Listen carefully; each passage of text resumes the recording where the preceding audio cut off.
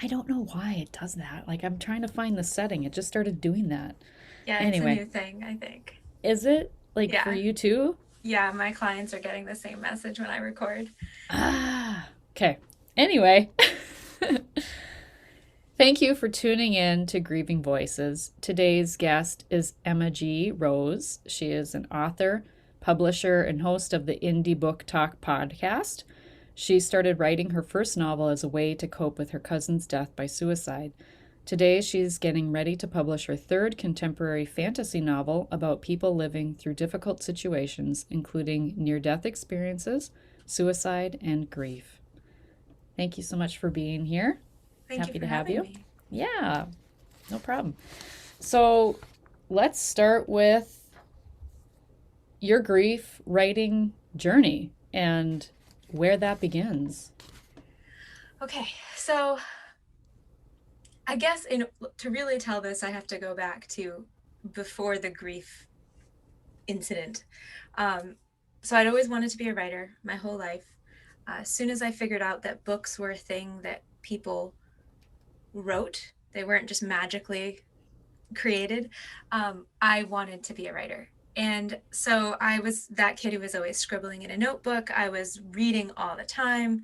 And I'd started a bunch of different drafts of books as a kid in like middle school and high school age. But I'd never finished anything to a degree that I felt like it was ready to be sent out into the world. And then I was 20 and I got a phone call that my 17-year-old cousin had died by suicide. And of all of the people I knew in my life, if I had had to list the people who were least likely for that to happen to, he would have been right at the top of that list. Like it just was completely out of the blue in my experience of it. It just, it wasn't like we saw signs, people talk about, oh, I saw this and that. And of course, in retrospect, there were a few things, but it's hard to tell sometimes as a teenager, like the difference between normal teenage angst and like there's something really wrong here. So, as his cousin who lives in a different state, I didn't see it. And it completely shocked me and kicked off probably the hardest week of my life, which was flying to be with the family and be at the wake and the funeral and all of that stuff. And that, all of that process, that ritual helps to helps you to kind of cope in the short term, but it's just the very beginning of this long journey of dealing with this situation. And my situation was a little complicated in that this happened in March. In the fall, I was scheduled to move to Japan. So very quickly after this loss, I moved to the literal other side of the planet and was as far as I could possibly be and still be on planet Earth, away from my family. So I did kind of fell back on old habits and started writing a lot. And at one point, this scene kind of popped into my head. These two characters talking to each other, and they were teenagers. And this is where it actually gets a little lighter. There are these two teenagers, and they're arguing about whether or not they're dead. And I don't know where this came from exactly. It was just like one of those scenes that sort of falls into your head all at once. And I knew that they were dead, but that they weren't sure, and that they were arguing. That's what they were arguing about. And I got up from the book I was reading and I went and I wrote down this scene. And it sort of evolved from there into a story. I eventually wrote my cousin into the story. That whole first novel deals with a journey through the afterlife, and so I was able to write him post suicide and as a person dealing with this decision that he had made. Um, it was both incredibly challenging and comforting to write that because it was a way of saying he's not gone forever, right? He's just kind of in a different place. And for me and for my family, when I shared the story with them, it was really comforting to know that like there was another place. I'd made a home for him, and this is where he was, and we all knew where he was. He's in this afterlife place and he's okay. And so when I wrote this, and it was, again, very challenging. There were many drafts. I removed the scene, I put it back. There was a lot of that happening.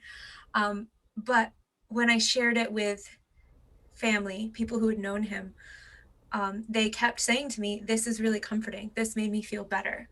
This, somehow changed the way I thought about this so that I could feel like, okay, I can move. I don't want to say move on because that's never real, but to move forward in this feeling and not just be kind of stuck in this place. So hearing that, I knew that this story needed a wider audience because we weren't the only ones. Sadly, we're not the only people who have dealt with this situation. We're not the only people who have lost someone too young. We're not the only people who have lost someone to suicide. We're not the only people to be struggling months and years later with the ramifications of this act. So I wanted to put it out into the world.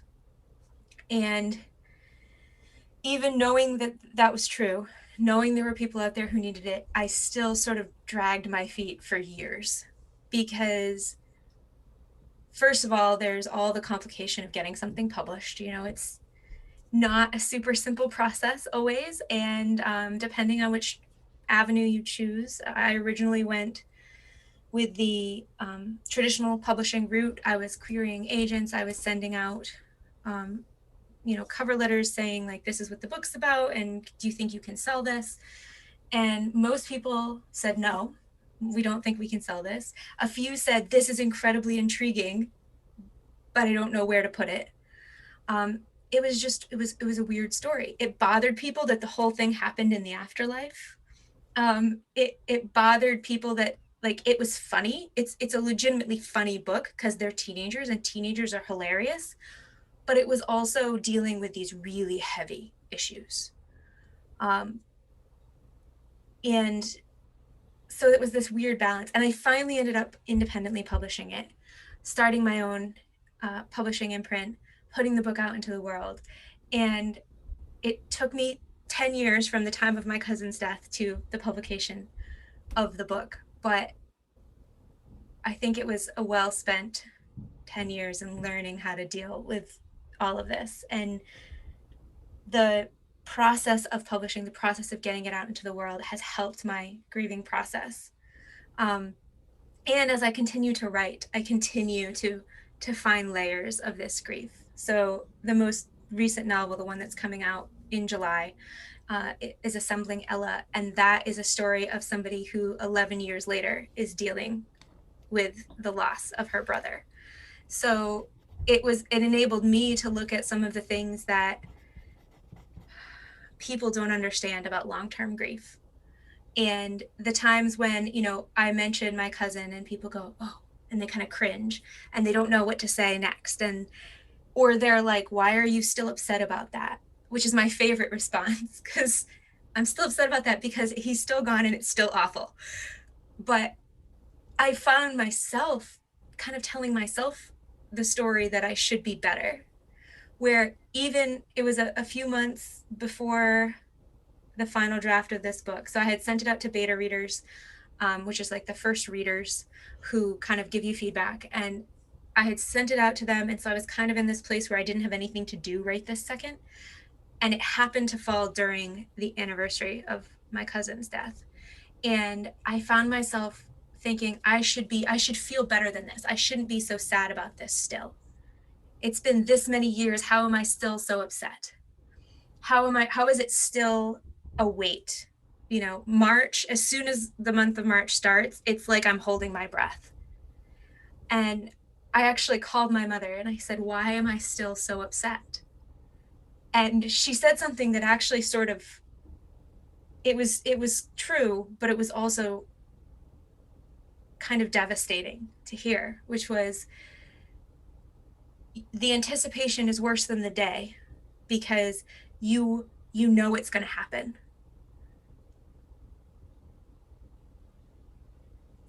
you know that this awful thing is going to happen and there's nothing you can do about it. And so every year, like the week, the few days before is really, really hard. And I'm learning to reach out to people, you know, to talk to my uncle, who has been amazing. You know, he lost his son, and he's found ways to turn that grief and that loss into connection.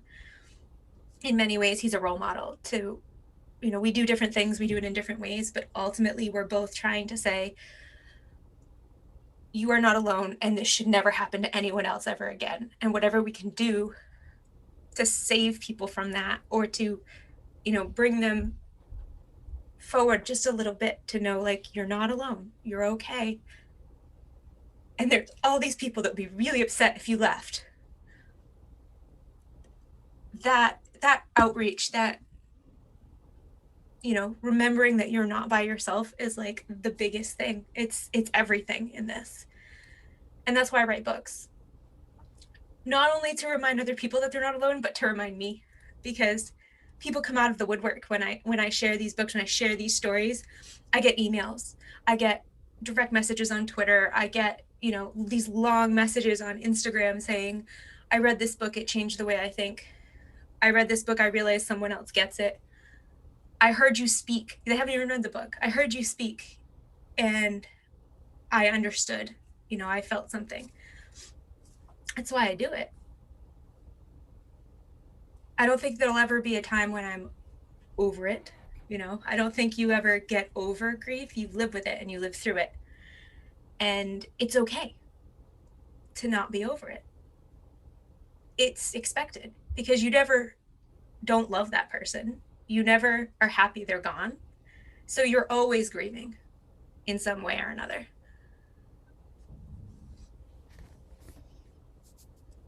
I send you a hug.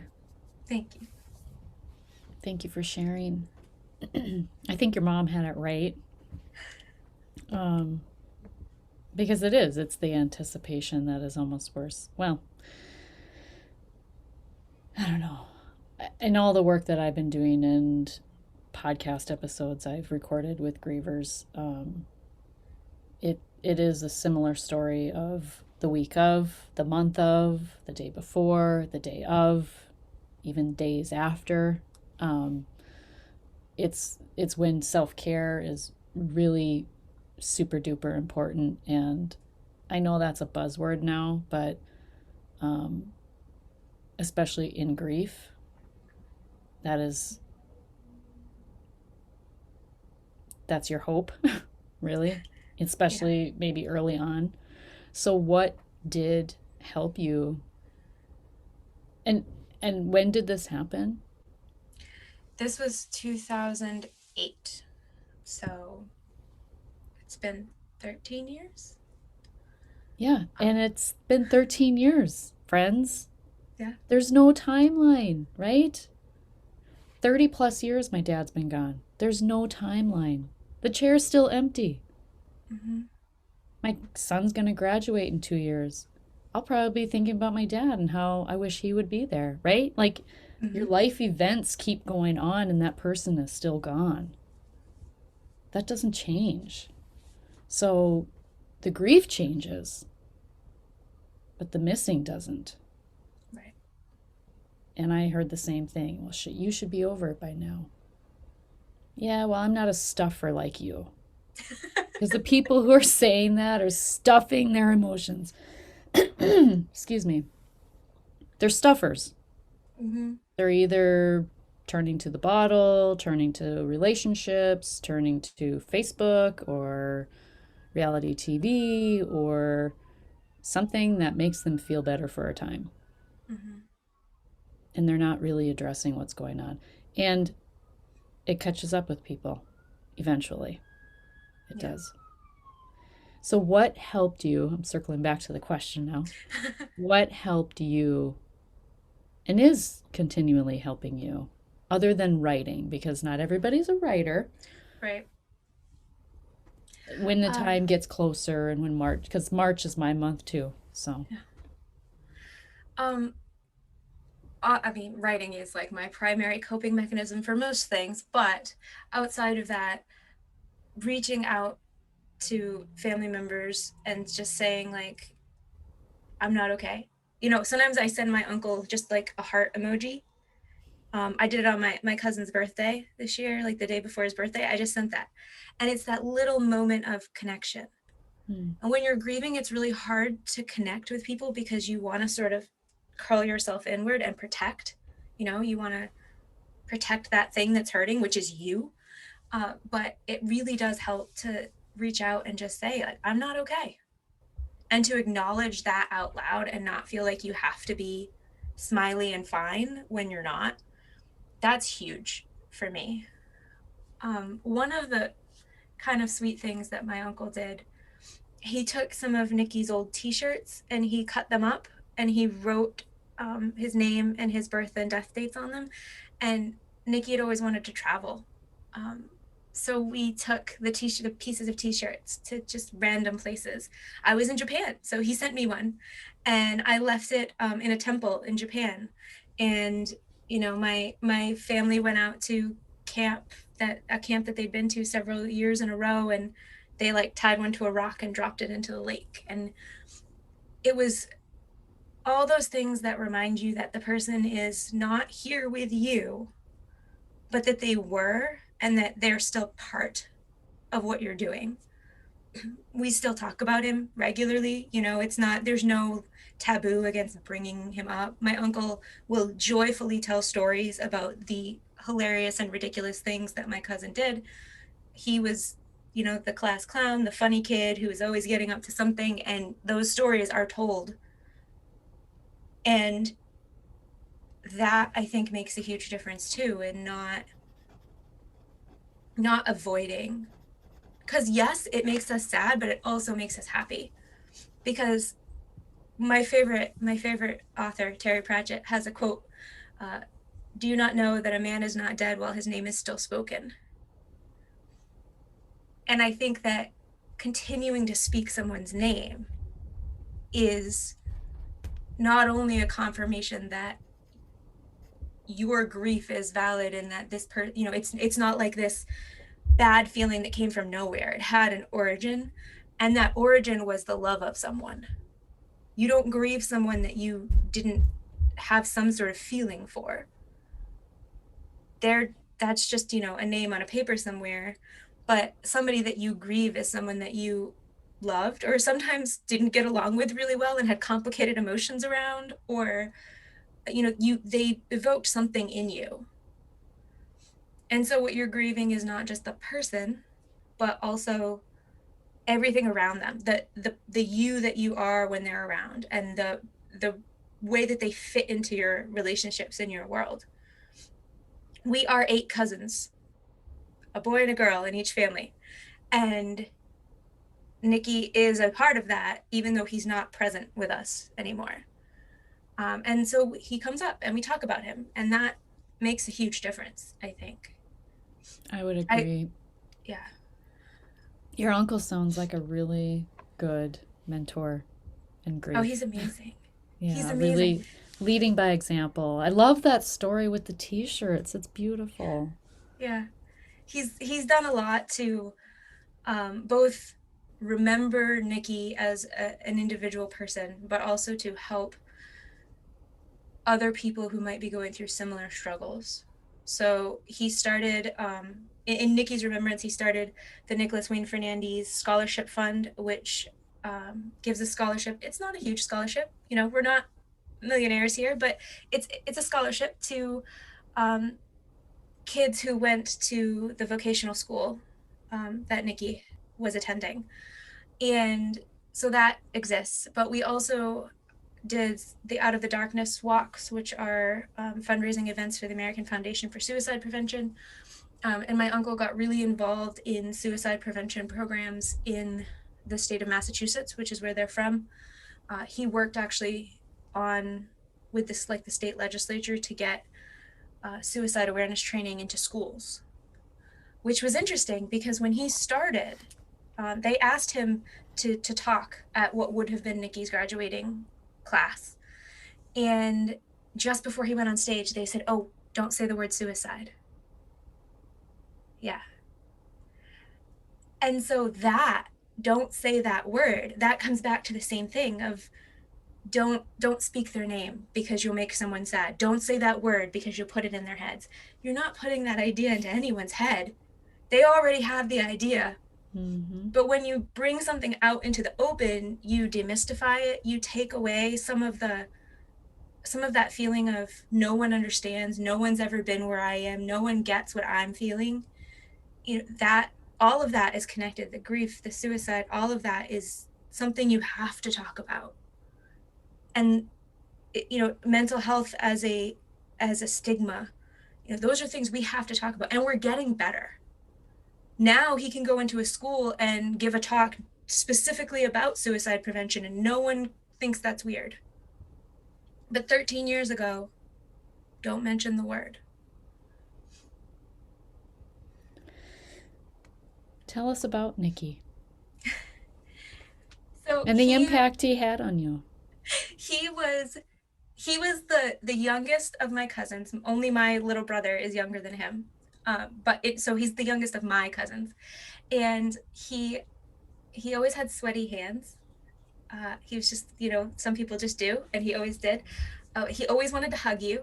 So, you get this stereotype that like a 13, 14-year-old boy is not going to come hug his female cousin when she walks through the door. Nicky was not, he'd, yeah, you're here, give you a big hug. He loved to play video games. He loved to play sports. He did baseball and football and all of that stuff. And he was very much the life of the party, the class clown kid, the one who came up with the funny prank.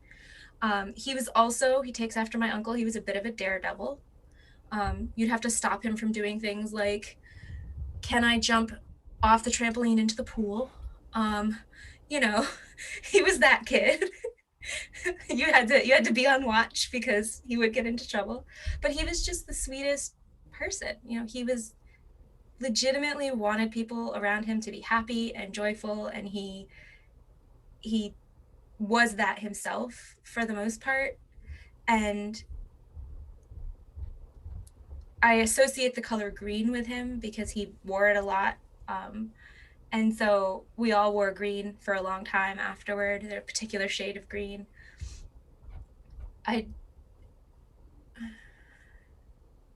Yeah, he was my baby cousin. And in some ways, I didn't know him as well as I wish I did. You don't realize until somebody's gone that, like, all the things I wish I knew. I couldn't tell you what his favorite song was, or my uncle had to tell me some of the things he hoped and dreamed about.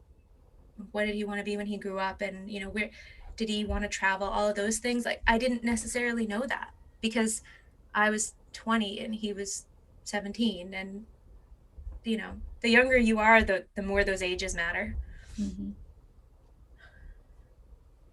And he's changed our lives since then. I think certain members of our family are much closer than they would have been otherwise. We make more of an effort to be present for things because we're all very aware that you never know when the last time you'll see someone will be. So, say I love you, go to the event, even if it's boring, like, make the effort to do something, even if you can only go for 30 minutes before work. Okay, it's better than nothing.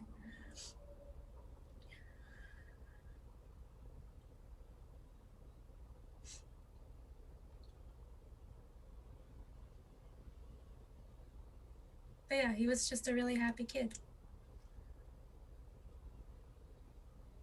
I'm so sorry. Thank you.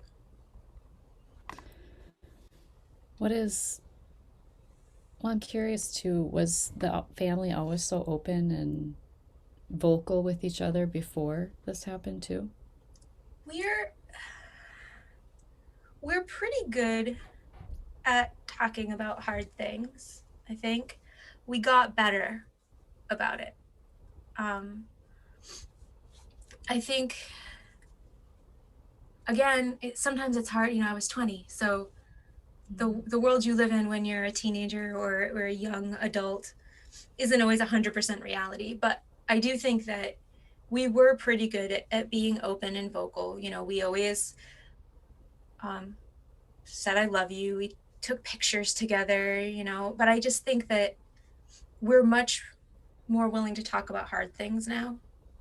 You know, it's not uncommon for someone to say, oh, I went to my doctor and I'm on anxiety medicine and I feel so much better. You know, those sorts of things that maybe we wouldn't have necessarily shared with everyone, you know, with the whole family.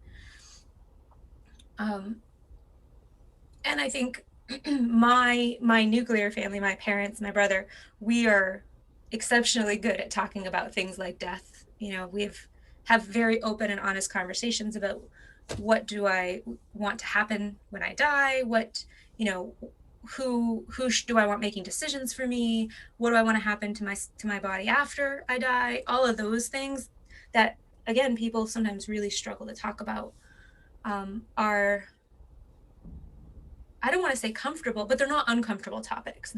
They're just as likely to come up while cooking dinner as, you know, oh, did you see that thing on TV, or what I'm planning to do next weekend. It becomes a very normal thing to discuss. That's very important. And do you think that, I mean, was Nicky privately struggling? Did Nicky not communicate some things? Was there any indication that he was? I think he communicated it better or more openly with his father, my uncle, and maybe even to a certain extent my grandparents who lived very close by. I think that I was more removed from it because I was further away. You know, we live in Maine and they're in Massachusetts. We see each other at special events and things. And he was definitely struggling. You know, he'd had some diagnosis of some sort of depression or something like that. And, you know, and I don't know all of the details. I know that he was sort of struggling in the end. And, but again, it's so hard. And I think I want to acknowledge this because people who are beating themselves up about this, it's so hard to tell when you're outside someone's head whether this thing that they're dealing with right now, is this a end of their world sort of thing, or is this a I just feel bad right now. It's really hard to tell, and sometimes inside your own head you can't really tell. So you know, I don't we did that we did that, like, well, what if we'd done this, and what if we'd said this, and if only we'd come home sooner, if only, you know, this hadn't happened, if only somebody had said this, that, or the other thing. But you can't, I mean, you can if only all the way back to my uncle never met Nicky's mother and therefore Nicky was never born. But I don't want that. I'll take this over that.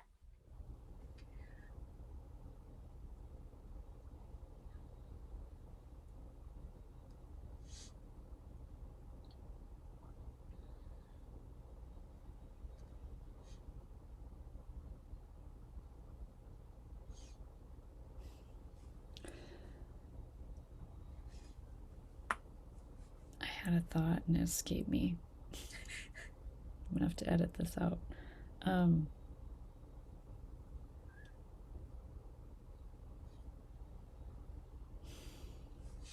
this is why I write notes. And I didn't write a note.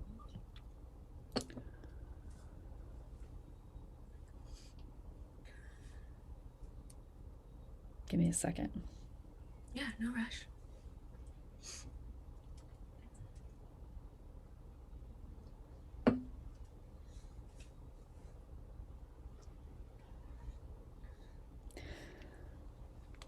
I'm curious, and you don't have to share, but I'm, you know, just for the sake of those listening, um, was there, because what I know about grief as a grief recovery specialist is that it's not just one experience that happens to us, it's usually accumulation of experiences that takes us over the edge, or we either implode or explode. Um, what was Nicky's life prior to this? Like, had he experienced a lot of grief in his life? I mean, Again, I don't know that I'm qualified to say. I know that he had, in some ways, a difficult relationship with his mother. My uncle and his mother were divorced, and there was, there was some tension there that we all knew about. But again, I mean, I don't know the inside of his head, so I don't know what thing, what something that can be life shattering for one person might be a Tuesday for someone else. So I can't say for sure. I do know that my uncle and my grandparents were always present and loving and supportive. And yeah, they fought about stuff because everybody does. But ultimately, we have always known that they were there for us. And I can't imagine that Nicky didn't know that. But sometimes what's going on inside your head just doesn't, no amount of outside support is enough. You got to find that inside yourself to some degree.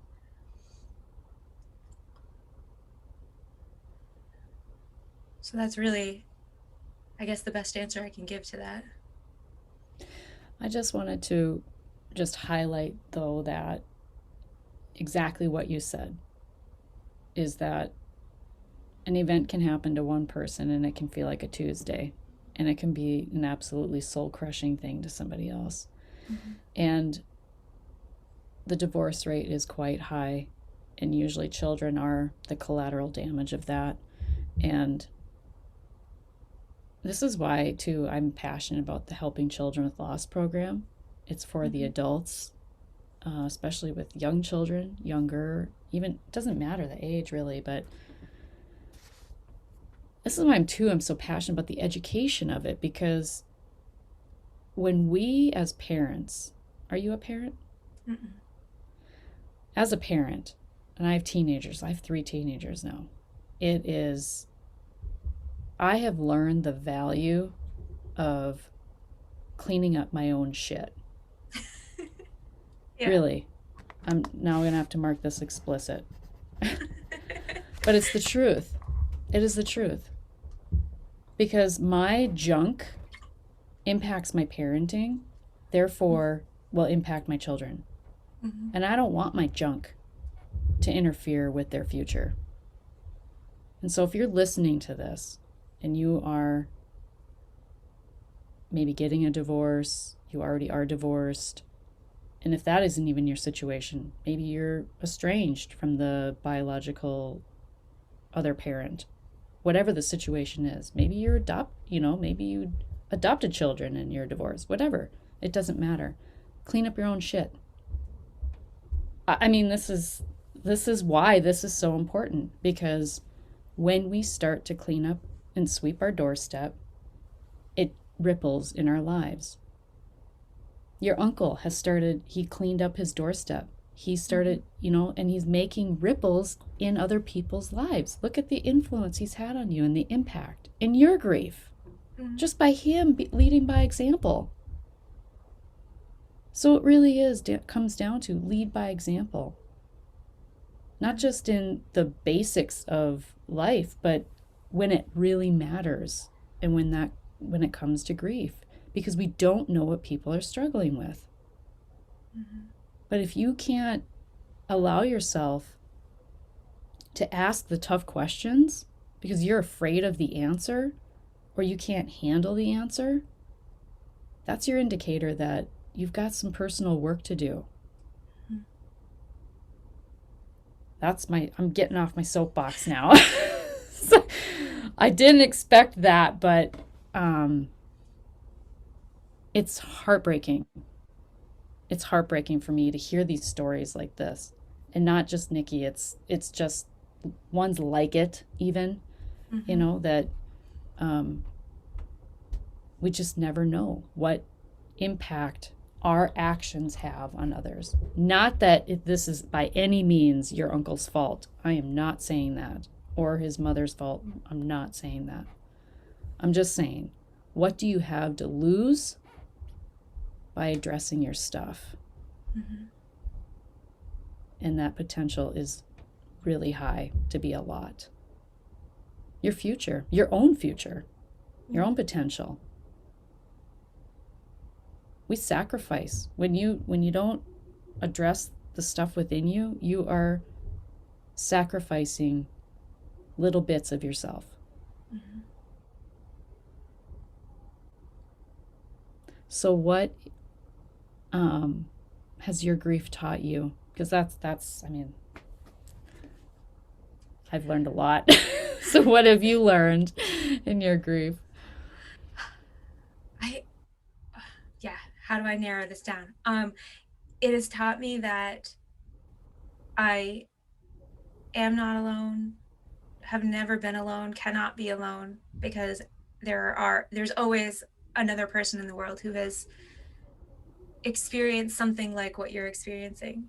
And if you reach out, they'll reach back.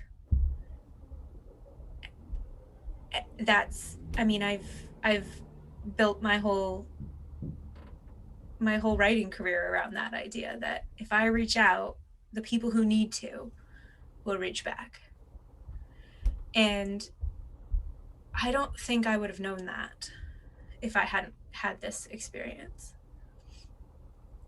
I think it's also taught me that life is more complicated than you think.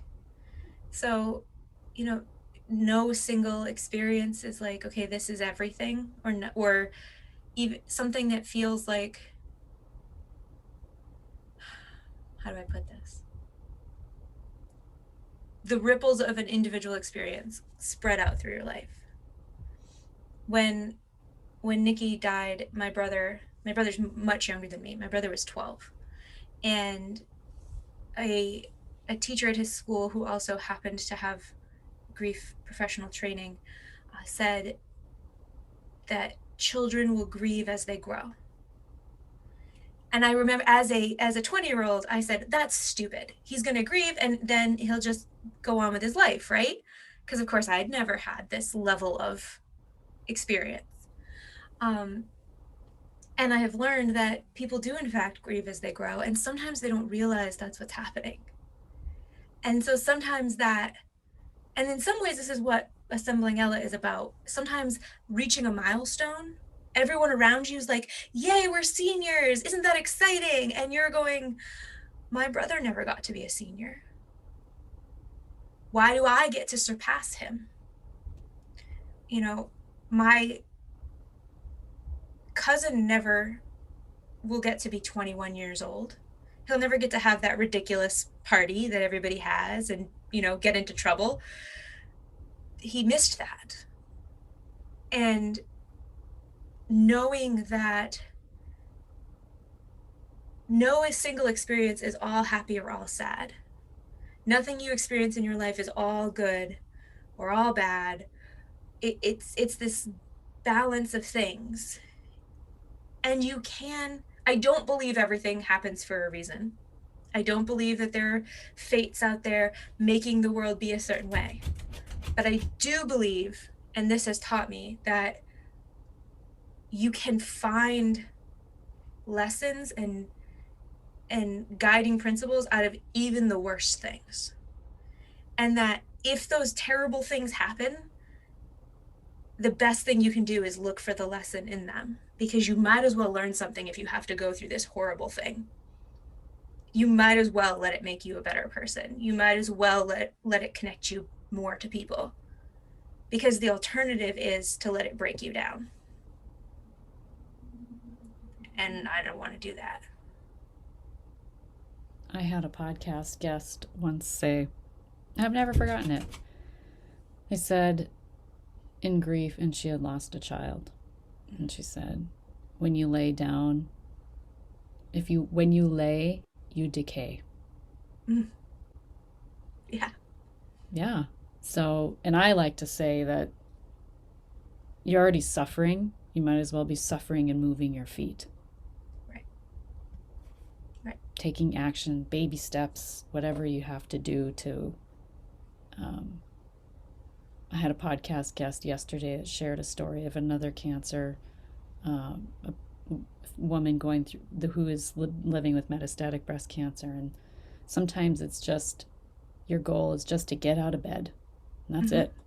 Mm-hmm. Just to get out of bed. Mm-hmm.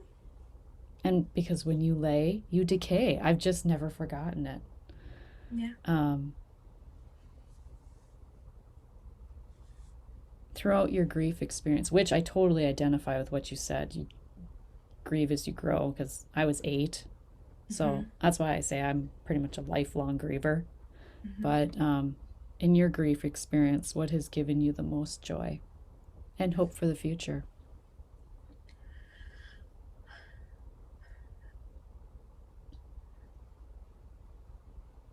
I mean, I'd have to say that the stories I get back from people when I share my grief experience and people reach back and say, I understand, I feel this, you made me feel better, you made me think about this differently. Like that's the joy that comes out of this, is that I experienced this, my family experienced this, and it made us more empathetic people. It made us comfortable people for someone to reach out to if they're hurting, because they know we've hurt. They know that it's safe to talk to us about these things. And as sad as it is when someone comes to you with a grief, it it's also it's also a relief to know that they have someone. They're not having to navigate this by themselves, because there are people in the world who sadly have been there and have kind of blazed a trail, and you can walk in those footsteps. So that's been really, I don't know what I would have done if I hadn't written books. Like, I don't know how I would have dealt with it. This was my way. And I think other people are going to have other ways. You could paint or start a charity, or I don't know, lay on the floor and cry. I mean, there are lots of ways. There are paths that aren't this one, but for me, this was the only way forward. And if I had not written the first book, and not continued to write, I don't know where I would be. It would not be here, certainly. I don't know where I would be. Writing gave you hope, Yeah, it sounds like. Yeah. You're not the first griever, too, that found solace in writing. I'm I'm one of sure. them, too. Yeah. I'm one of them, too.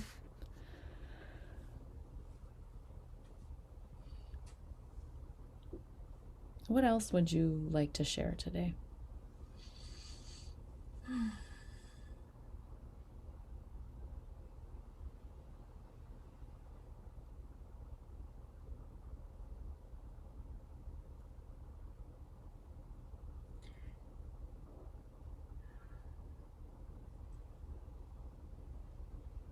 I think I just want people to know, and I hope this has come across, but I will say it more explicitly.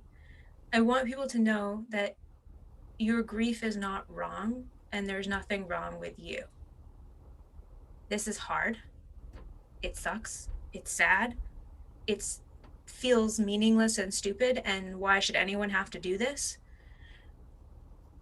And whatever weird cocktail of emotions you get out of that, whether it's anger or sadness or any permutation of that, that's okay. It's okay.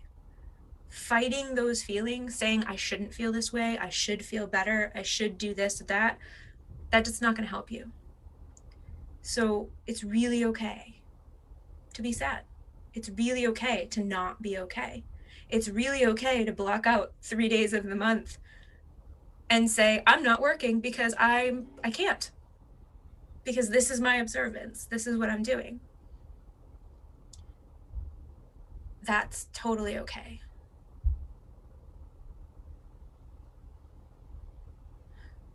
I like how you called it day of observance, even like days of observance. It's really observing how you're feeling. It's Mm-hmm. um, what would you have done with that person if they were here and maybe doing that thing? I like that. I like how you said that. I did think of another question, because I know that the loss of your cousin wasn't the only loss you had, but I'm also curious if you had grief yourself experiences prior to losing your cousin.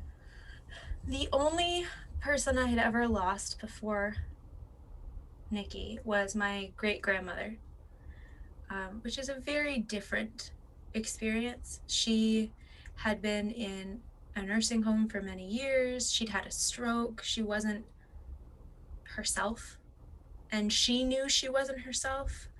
And so when she died, it felt more of a relief almost to say, like, she's not she had a full and beautiful life, and now she's left us, and that's very sad, and we were of course all very sad, but it wasn't the same.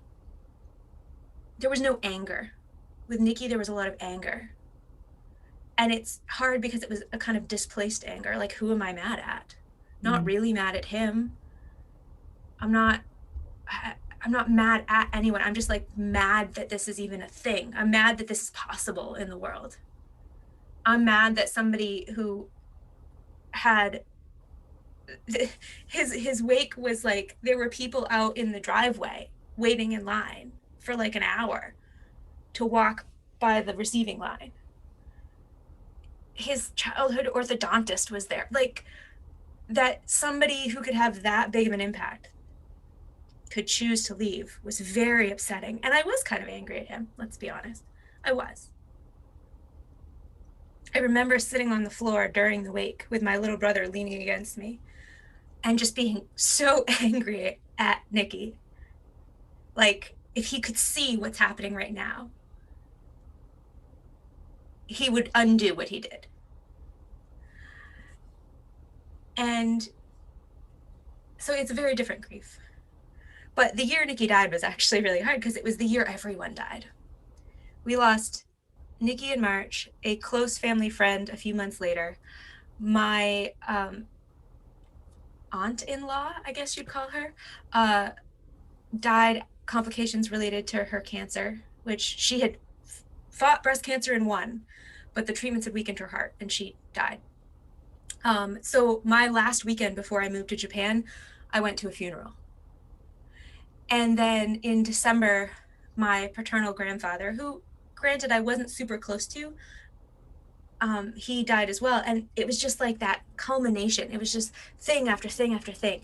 Everyone died. And then I moved to the other side of the planet. And yeah, so Nicky is he's the focal point of my grief often, but there's more than that. It spreads. And I don't know, grief feeds on itself, right? You get into this, like any other mental habit. When I'm sad, eventually that's where my thoughts go. And I think it was a very well ingrained mental habit by the end of that year to grieve. To a certain extent, I think people are grieving now. I think everyone is grieving more or less right now. And may not be the loss of a person, though for some people it absolutely is, but the loss of an experience, the loss of a year or more of our lives in the world that we thought we were going to have. Because ultimately, grief is about the experiences you missed, right? It's the relationships that didn't happen, the trip you didn't go on. All of that is grief, and we're all feeling that right now. So I think in some ways, this is the exact right time to be talking about grief. We need it really badly. We need these conversations, and we need them to be open and honest and things we can talk about and acknowledge. I say too, grief was our pandemic long before COVID was a pandemic, Mm-hmm. to be honest. Like, grief has always been there. And the fact is, for example, 2 years ago, I attended a VA mental health summit, Veterans Administration Mm-hmm. mental health summit. And I was in a room full of social workers and I'm not dogging social workers, but I'm just stating a fact here. And in a room with soldiers. And there was two soldiers that shared their experiences of coming really close to ending their lives. Mm-hmm. And the social workers that spoke, and in the breakout rooms where I attended other speakers, not a once in the entire day was the word grief used. Not a once. And that is the problem. Mm-hmm. Because we're not even addressing the elephant in the room. Yeah. People, I feel like, yes, there are mental illnesses diagnosed, yes, that require medication, that do require, forms of psychosis. There's all these things, right, that medically can be legitimized on paper and whatever. Mm-hmm. But where do these things begin? And how do they get to the point that they get to? And knowing what I know about grief, trauma, and childhood, adulthood is childhood reenactments. I've said this several times on the podcast. I'll keep saying it because when you've experienced trauma in childhood, and especially when you are a soldier and you go and deploy, that changes you. Mm-hmm. Trauma in childhood changes you. It's proven. On a cellular level, it changes your brain chemistry completely. So, grief is the pandemic. And we just don't want to talk about it, like you said. Talk about what you want with your body when you die. Like you're talking about sweet potatoes for supper, right? Mm-hmm. Mm-hmm. Talk about how sad you're feeling today because your loved one's birthday is coming up and they're not here. Like it's a recipe for mac and cheese. Mm-hmm. Like it's the weather. Let's talk about grief like we're talking about the weather. Make it normal conversation because it's normal and natural to grieve. Mm-hmm. Yeah. So thank you for the work that you're putting out, the conversations you're having with people, sharing your story, inspiring them, giving them hope. And thank you for being here today. Thank you for having me and giving me another place to connect with people. And where can people connect with you if they want to find you? You can find me at emmagauthor.com. There's all of my social media and everything there. So I am on a lot of the social media. And if you message me, send me a note, I will absolutely respond. So feel free to reach out. I love that. That's why I do this work. Tell me your story. Just say hi. Hey, I heard you on the podcast. But emmagauthor.com. And then if you feel so inclined and have any interest in publishing, you can check out the Indie Book Talk podcast. And I will put all of that stuff in the show notes. And thank you again for being here. Thank you. And remember, when you unleash your heart, you unleash your life. Much love.